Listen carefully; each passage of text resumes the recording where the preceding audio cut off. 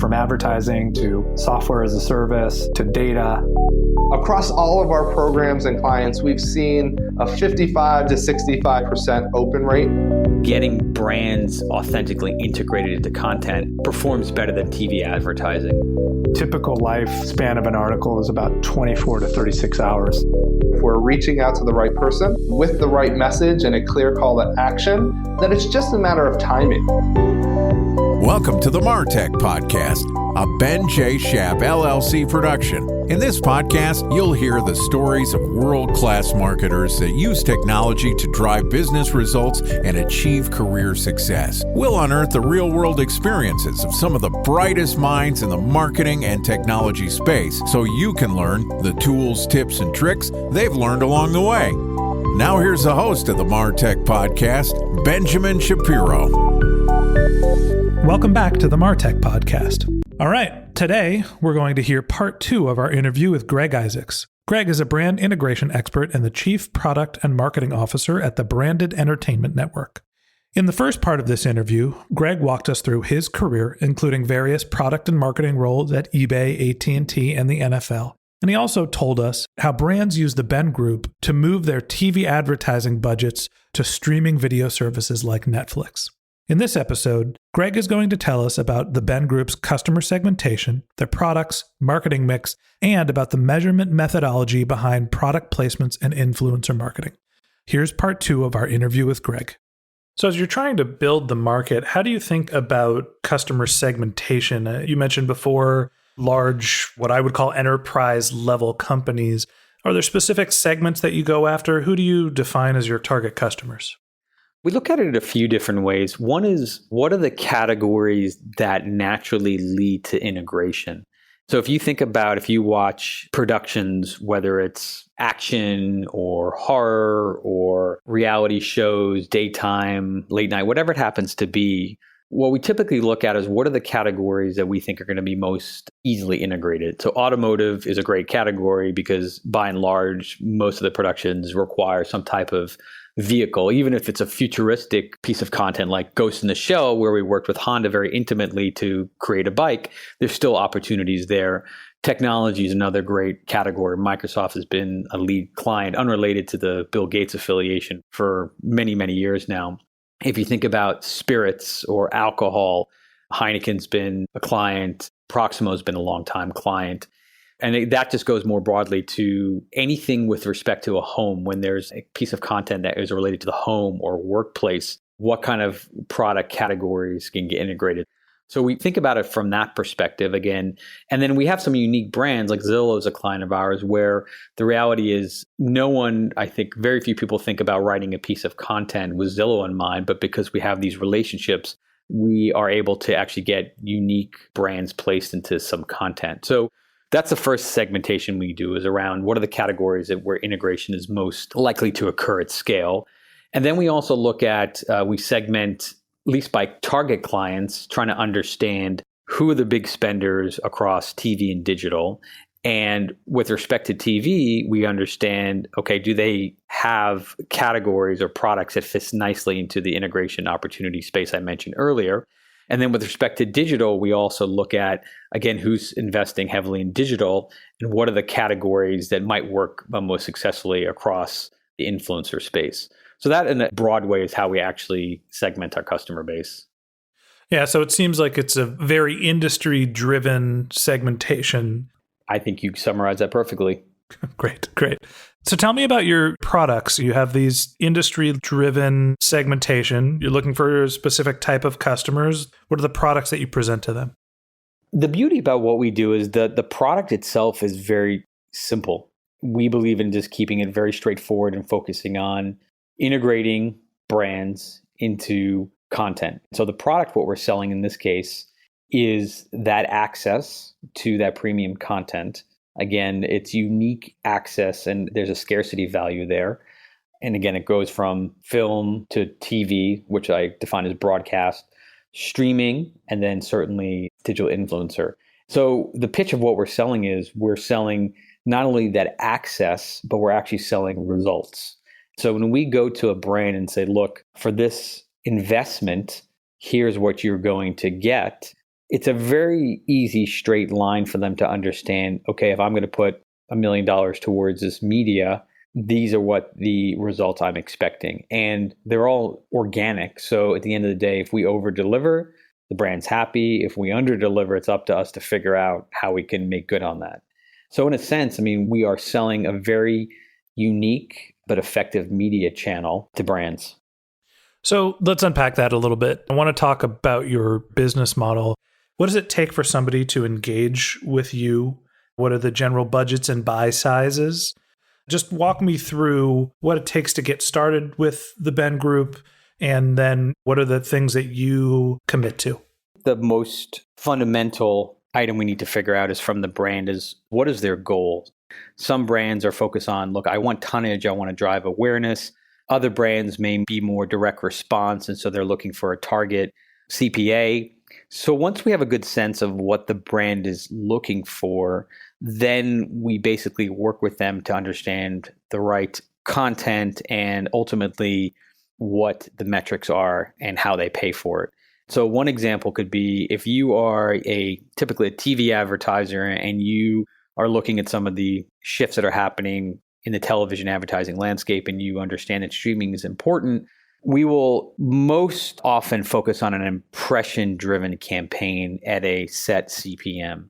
So again, once we understand the audience that the brand is looking to target, we will come up with a set budget and then effectively an impression guarantee, which then backs into a target CPM. And so it's our job at that point to work with the brand to say, these are the content opportunities that make the most sense. If the brand doesn't want to get integrated in any piece of content, they tell us up front, and then we work with the staff in these productions to get that integration to take place. And then ultimately, we look at the results, and 99 out of 100 times, we will meet or exceed expectations with the brand. And that's why our client retention rate is about 93%, which is a great number to have.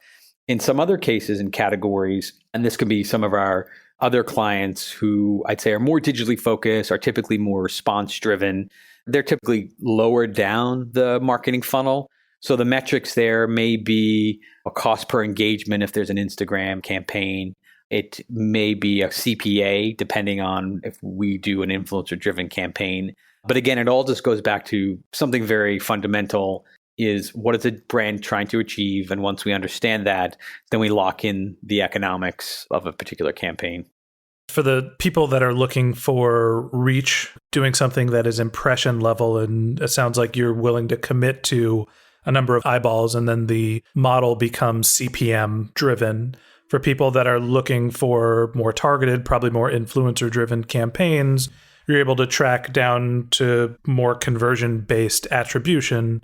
And as much as we would love to get to a more, I think, conversion-based metric for the streaming and TV landscape, it's a very challenging line of sight metric to get, number one. And number two, with the most of this content being non-linear in nature now, people watch it whenever they want to. It's really challenging to track when someone sees an integration in an Orange is the New Black or Ray Donovan to get to an actual conversion. So we do a fair amount of research to try and draw that line of sight, but that's just a limitation, at least as of today, that certainly not only we have to manage, but the entire industry and our clients. So talk to me a little bit about that type of attribution. How are you actually measuring the success? What are the things that those types of clients look at to gauge whether this channel creates a lift or not? Yeah, I mean, I think besides the impression piece, which is about the tonnage and the reach, if you will, the most focus on metric or metrics are the awareness. So number one, was the client aware? So that's usually we'll do both aided and unaided. But then also, did the affinity change pre and post to this integration? And what was the likelihood of purchase pre and post this integration? So again, one of the, as I mentioned at the end of last year, we launched this research capability because it was so critical to our clients and understanding how effective these integrations were. But we've relied largely on effectively surveying. And in some cases, we do it ourselves. In other cases, we rely on third-party tools like a Nielsen and MRI if they track those brands. So again, we're sort of agnostic to the data source as long as we provide our clients with the insight they need to make rational decisions moving forward. Makes sense. How do you think about customer acquisition, paid acquisition, organic, viral? Tell us a little bit about your marketing mix and where do your customers come from? The way I view marketing's role, at least at Ben, given we have a direct sales model, is to really soften the base, if you will, sprinkle some seeds, and just make sure that when our client development team is out in market, they have the highest probability of success. So how do we do that? The first is a heavy focus on targeted PR. So we will work with targeted outlets, and this could range from business-focused outlets who often want to talk about the advertising and content landscape. It could be focused on marketing or ad-driven publishers. It could be also focused on content-driven publishers. Again, and depending on who the publisher is, we generally have the same message, the three big trends I talked about earlier, but weighted towards, if it's a more ad-driven publisher, will weight more towards the decisions the brands need to go through in this space, versus if it's a more content-driven publisher, we may focus more time on specifically how a production should be thinking about integration and how they should be thinking about working with brands. So a lot of that is PR, and that's been a very good channel and outlet for us. The second is targeted events. There are more events than we could possibly hit in a year. So our model is, let's focus on events where there are key decision makers, mainly on the brand side of things. Let's focus on events that tend to be more intimate in nature, and focus on events where we can have a thought leadership position and not necessarily just an attendance only. And so we built a little scoring system to understand what those events are. Every time we go to an event, we rank it to decide if it's something we're going to do in the future. But it's a very event-driven strategy, mainly in the US, but certainly in some cases we will do events outside of the US. For example, our content team was just in Edinburgh for the film festival there. So that's the second one. And then the third is we do work with publishers on custom content. So we just are in the process right now of doing a very interesting series with the Drum around storytelling and the importance of that to marketers. And we interviewed, I think it's been 6 right now. I think the target's probably 8 to 10 of leading storytellers, whether they're prop masters or producers or executives at studios, to talk about, again, the importance of brands and working with brands and helping them move the story forward. And so in those particular cases, we'll work very closely with a publisher on creating unique custom content and then ultimately measuring that success. So those are the marketing channels we work on. And then internally, we spend a lot of time honing the message, honing our look and feel, and creating materials that are used out in the market. And that manifests itself in a few different ways. The first way is our website, which we will be revamping over the next couple of months, but we did a refresh of that a few months ago just to help portray and exude the image of Ben. But then also the materials that we work with our client development team on to make sure that they're helping tell the story in a consistent manner, but also one that represents the passion and the importance of entertainment to any marketer. So that's the second. And then the last piece is we do select paid search. It's a very efficient driven campaign, again, for certain keywords. But in terms of our marketing mix, really the first two is the bulk of where we spend our time with respect to a PR driven strategy as well as an event driven strategy. Do you find that your customers talk about your products, or is this sort of a secret recipe they hold close to the vest? Well, we'd love them to talk about it more. But ultimately, as I mentioned, we have a 93% client retention rate. So that's the ultimate metric we really care about. But our clients, they're very happy. But with some exceptions, I think they do view it as a little bit of a secret sauce for them. So we do work with them on the right opportunities to speak, and they have done a few of those. But again, I think most of them like to keep it a little bit close as a strategic asset that they have. So tell me about your goals for the company. I think the nice thing about the company is that we have a very good strategy of what we need to do to execute. And so now it's just about the blocking and tackling of getting those things done. Personally, for me, it's about continuing to make sure on the product side, we have a fairly robust roadmap over the next 12 months, which we had the privilege of walking Bill Gates through. So that was a great meeting, and he gave us some really invaluable feedback on the product. But it's executing on that product roadmap. and doing it in a way that is very transparent with all the key stakeholders internally and externally. So that's the first thing. The second thing is on the marketing side is just continuing to tell the Ben story, but also the broader brand integration story in the marketplace to continue to drive awareness. And certainly, the rising tide will lift all boats, but being the leader in the category, we believe we can take a lion's share of that market opportunity. So that will happen just with good old-fashioned blocking and tackling of continuing to execute on the strategy I mentioned to you earlier. And then I think the third is just one area that for us has been very powerful and continuing to focus on is this influencer business, which I can't get into details of how quickly it's growing, but I'd say it's a great segment for us, and just making sure that part of the business continues to get the support it needs from a product and marketing perspective. And over the last 6 months or so, we've really, I think, done some good work in terms of focusing the business, not only historically, which was mainly a TV and film integration business, but is now very much including the influencer business as well. And how about on a personal level? Tell me a little bit about your longer term career goals. It sounds like you're 2 years into working for Ben, and it seems like your intent is to be there for a while. But for someone who is the CMO and CPO, what are the next steps in the career and what are the skills you're trying to develop?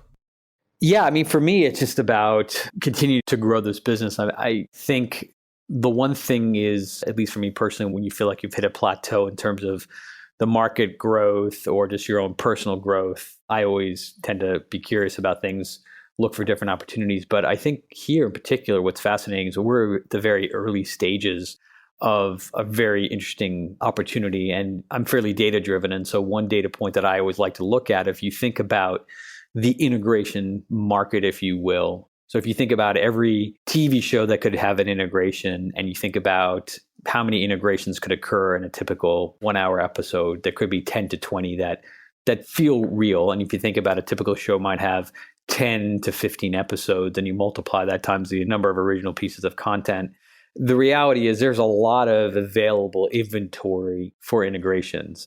But today, our view is that market penetration, again, we think we're the leader, but there are other players in the space that do this. The penetration is about 2%. So there's 98% market potential here that I would like to see us capture. So that's certainly not going to happen in the next year, but the trends are all heading in the right direction. So for me personally, I'd like to see the fulfillment of this business getting to a place where when a marketer thinks about where they should be investing their dollars, they are thinking about three options. They're thinking about TV, because that's still a huge market, $70 billion. It's not going away anytime soon. They think of digital. And the third leg of that stool, so to speak, is integration. So right now, we are still a fairly niche and small part of that marketing budget. But over the next few years, I'm optimistic, and I would like to see it through where we actually become on par with a consideration set. And if you think about digital, it's been 20 plus years, and digital's now roughly as big as TV advertising. So we're only in the second year of this or third year of this. So we have some time, but I would certainly like to see us get to a place where we're in the consideration set of the TV and digital budgets. It seems like there's lots of green grass ahead of you. Yeah, that's right. Lots of it. Yeah. So last question for you. What are some of the lessons that you've learned along the way that you'd like to pass on to people that are junior level marketers? Well, I would say the first thing is to not walk in with any preconceived notions, because I think in general, and this just will serve people well, is just to walk in and learn and listen to what the experts have to say. And so I think with the integration space, it's a really intriguing opportunity. But I think the one thing that marketers need to understand, it's a very different kind of buy than they're historically used to. So you generally have a tremendous amount of control, whether it's on TV or on digital. You create the creative, you figure out the audience you'd like to go after, and with a high degree of confidence, this is when something's going to run, at least with TV advertising. And with digital, you have a good sense, every minute of when an impression is happening and who's seeing it. With the integration business, you're ceding control to the creators. And you have to trust, and we have a lot of, I'd say, processes and procedures to make sure that the brand is never impaired. And again, we have some pretty large brands who continue to work with us, but you're ceding control to the content creator, and your ability to dictate when your product gets integrated and how it gets integrated is pretty minimal. And so you have to trust in the content creators, and ultimately you have to trust in Ben to help us help the brand navigate that. Well, Greg, I really appreciate you making the time. I think this is really insightful, and it's a unique and sounds like clearly a growing channel. So thanks for sharing your expertise with us. Well, Ben, thanks for having me. Happy to be on your podcast. Okay, that wraps up this episode of the MarTech podcast. Thanks again to Greg for joining us. If you'd like to learn more about the Branded Entertainment Network, go to bengroup.com, BENGROUP.com. If you'd like to read the transcript of this podcast, we've published it on martechpod.com. And if you're a subscriber to the MarTech podcast, thank you very much. We want you to feel like a member of our community, so if you have questions, comments, or you'd like to be a guest on the show, feel free to reach out to me directly at podcast@benjshap.com or on Twitter. My handle is @benjshapllc. We'd love for you to leave us a review in the iTunes store. And if you haven't subscribed yet and you want a weekly stream of marketing technology knowledge in your podcast feed, we've got some great episodes lined up for you in the next few weeks. Next week, we're going to be talking about paid social advertising for one of my favorite companies. Go ahead and click that subscribe button if you'd like that to be in your feed. Okay, that's it for today. But until next time, my advice is to just focus on keeping your customers happy.